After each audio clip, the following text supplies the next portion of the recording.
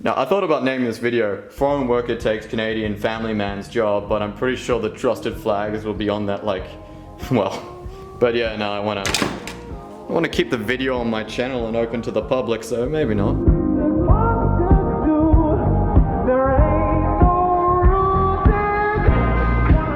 University's kept me a bit bogged down, so I figured that I'd kind of show what I don't really show on my videos, which is me gutting something and taking out all the parts, but it might be a good opportunity to actually look at this Ozito electric chainsaw and really see how, really see how they've cut corners on manufacturing to get it down to the price point of 119 Australian dollars. Using this chainsaw to clear like the small shrubbery around the property is, you know, it's been very convenient. And the price point is also very convenient. That really speaks to the brand name of Ozito. In case you don't know what Ozito is, because you haven't seen the Australian style of cheap, plastic-injected, Chinese-manufactured crap, I guess to compare it to something American, it's kind of like the Harbor Freight brand tools, because you can just go get this by any other name, maybe in a different color, and it'll have a different brand name and be sold somewhere else in the world. In fact, if you recognize this design but it's in blue or green, you're probably right. It probably comes from the exact same factory, and that's what Ozito is all about. It's convenient, you're probably only going to use it once because you bought it for a specific job, you want to pay the lowest price point, and, well, yeah, you bought Ozito.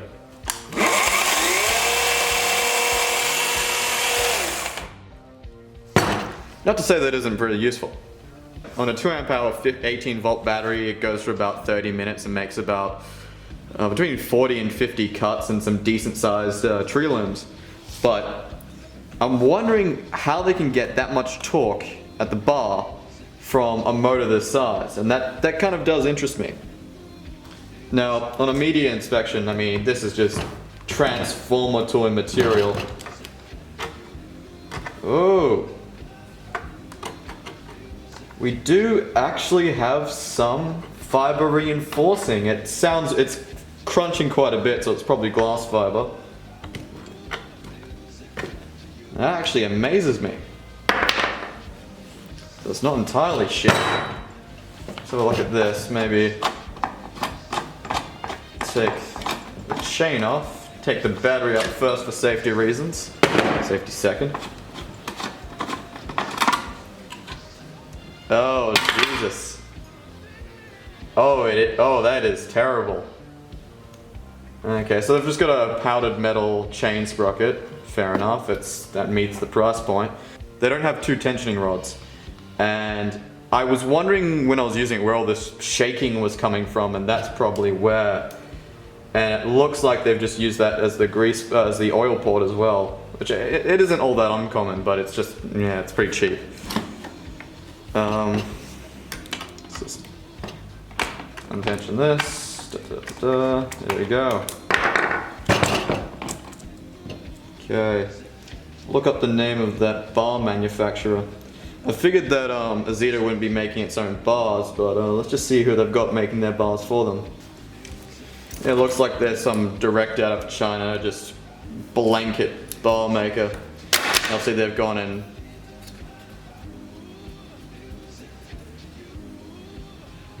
Yeah, they've just gone and painted this and then silkscreen on their logo and a couple warning things, but yeah. They've still got an oil port, so that means they at least expect you to use it a little bit. Okay, it's not great, but yeah, no, it's cheap. The tensioning mechanism I do not like. One thing to note about when I was using it, after every 15 cuts it would come loose and the chain would start getting really close to being kicked. And yeah, that's why this thing, that spring is, it's not retaining where the nut is.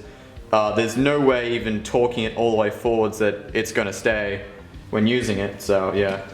Obviously this is a one giant stamped piece of metal, and I guess that's probably the cheapest way to manufacture this, but the main retaining component for the bar's position, these 2 stamped figures right here, and that is just not enough. Like even pressing down on here, you got all this movement, and I was seeing all of that. When I push the chain down on the tree limb, it'll cock up like that. When I'll take it away, it'll cock down like that. And obviously that really helped in loosening it up as well. So I can see, if you use this for any more than a handful of cuts, I can see it easily kicking a chain in the near future. So yeah, not great, very cheap. See, there's kind of like turbulence, and some of the ejection pins are actually getting really close to the surface on this. So I think this is a pretty, yeah, the mold's starting to wear out. It's just straight ABS with no reinforcing, so I guess, yeah, it's only really meant to cover the chain, so I guess that's acceptable. And they've got a captive nut on this rubber overmolded piece. Same rubber overmolding as the handle. So I can tell just by feeling it that it's the kind of rubber that turns into goo after a couple years, so yeah. Yeah, you get what you pay for.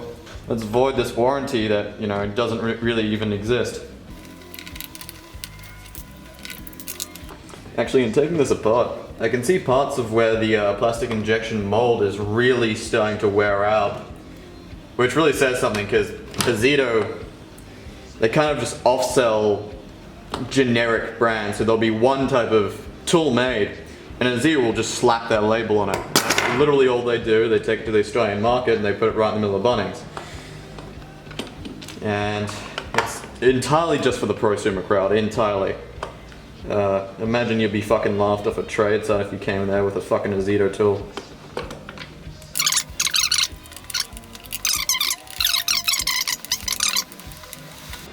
I think the only thing that can redeem this thing structurally if there's like an aluminium substructure to this thing, because this stuff, I can warp it under my own hands. It's just horrendously goddamn flimsy.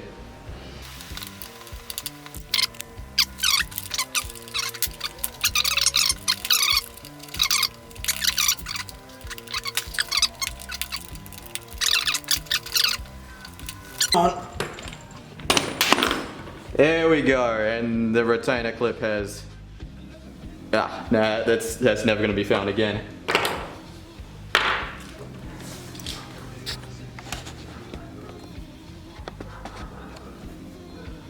Fucking dogs, what are they barking at? Okay. Time for the clamshell. See how this goes. There we go. A little bit of persuasion. Switch, 18 amps, 36 volt rated DC. And yeah, I've just seen it, that's the orange button generic ones. The brake, it's got a nice solid detent. The brake is actually mechanical. And that is, it's a nylon pipe, been greased up to stop the wear. But this is still, what is this? Can't figure out what this is. It's not ABS, and it's, I cut it very oily on the surface, so it kind of suggests to me that this is also nylon, but I can't say for sure. Oil injection port, yeah. And yeah, that's just free flow. It's relying on the fact that, you know, that's a decent distance, and oh no, it's not. It's got an internal valve. Ah, there we go. Okay, okay.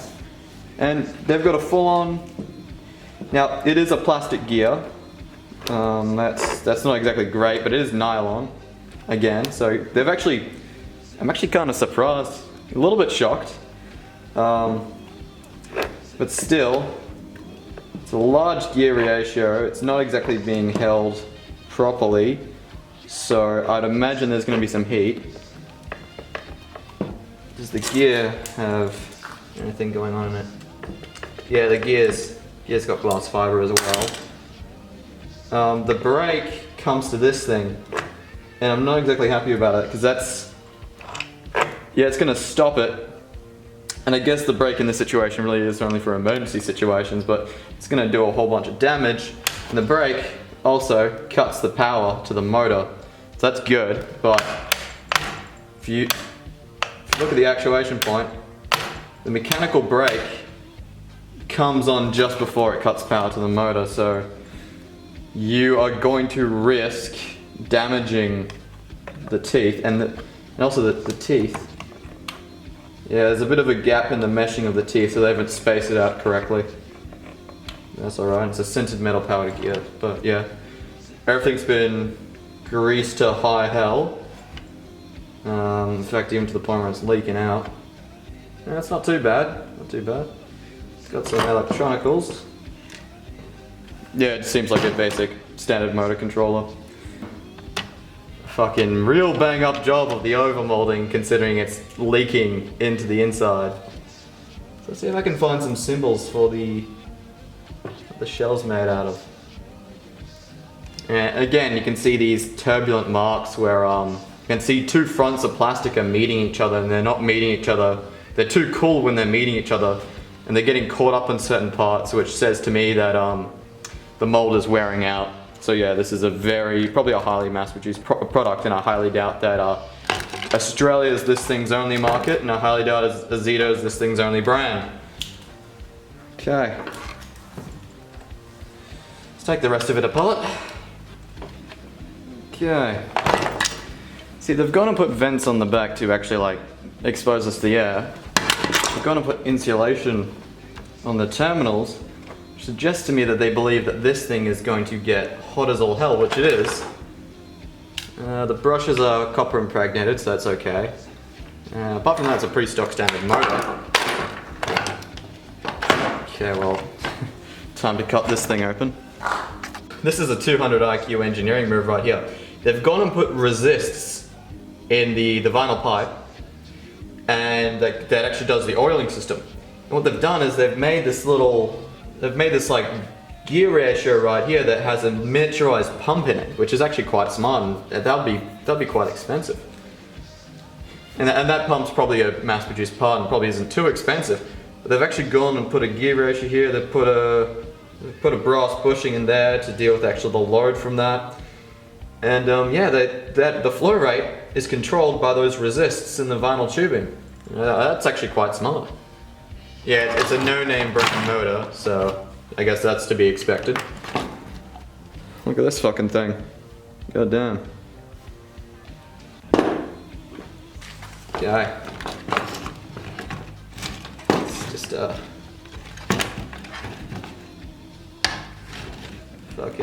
let's just unplug all of this. There we go. Oh. There that goes. Might keep that for the project. Yeah. See, there's no like metal underframe or something like that, so that's where all the vibration was coming from, because we've just got this. And there's a lot of structure in the handle, and that's why the handle felt really solid. It's got a lot of ribbing in here, but it's pretty much devoid in here, and I understand why. There's a lot of big reductions happening in this part, but yeah, it just makes the entire thing feel wobbly, because this point right about here, it's the center of vibrations. It's not exactly the best thing to have going on there. But yeah, that's about it. I mean, yeah, this is about what $116 worth of Chinese import can get you. But yeah, that's pretty much it. All in all, I mean, you know what you're paying for if you're going for a Ozito. You've gone down to the store and you've made the decision that you're only going to use this thing once, so you're going to pay for a price that you only really want to pay for once. And that's obviously the lowest price. And yeah, you do absolutely get what you pay for. I looked up the chip codes. I can't figure out what this is. It's probably some kind of motor controller. Or motor controller or voltage dropper. So I don't think this motor runs on 18 volts, which is the supply voltage from the battery. Now, in terms of what I'm going to keep for the project, this entire setup looks pretty well. The motor does actually look pretty solid. It looks like they've actually put some effort into making this thing. The battery, I'll keep it just because I don't want to make a battery myself, and 2 amp hours at 18 volts isn't all that bad.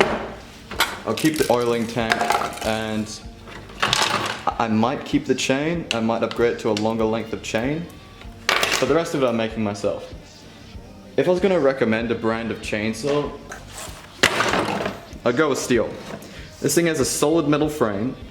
The only kind of plastics you have are in the non-load bearing parts. The handle is entirely reinforced on the inside, and it's all directly mechanical. It has a proper chain fixing method.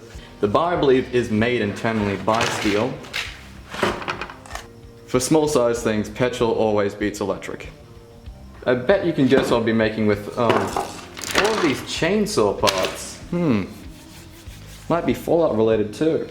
Anyway, if you like this content, yeah, please tell me in the comments, and and if you want me to go further in depth into stuff, like I could talk about the plastic chemistry, I could talk about the type of molding. I'm not sure if you guys are really into that kind of in depth, or if you just want like a surface level analysis of these kinds of things. Anyway, that's all. Thanks for watching. And also please like and subscribe.